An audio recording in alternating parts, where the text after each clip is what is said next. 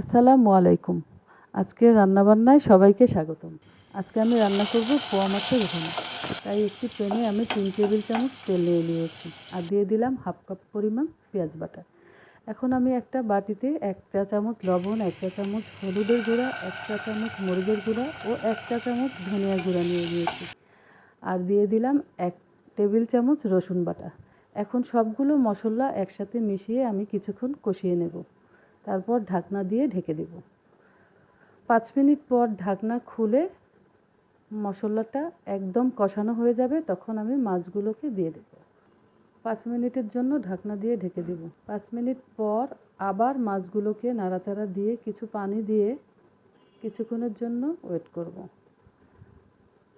তেল ওঠা পর্যন্ত তরকারিটা হতে থাকবে। দেখুন তেল উঠে গেছে, তার মানে আমার রান্নাটা হয়ে গেছে। এই ছিল আমার পোয়া মাছের ভুনা। আমার ভিডিও ভালো লাগলে লাইক, কমেন্টস এবং শেয়ার করবেন। ধন্যবাদ।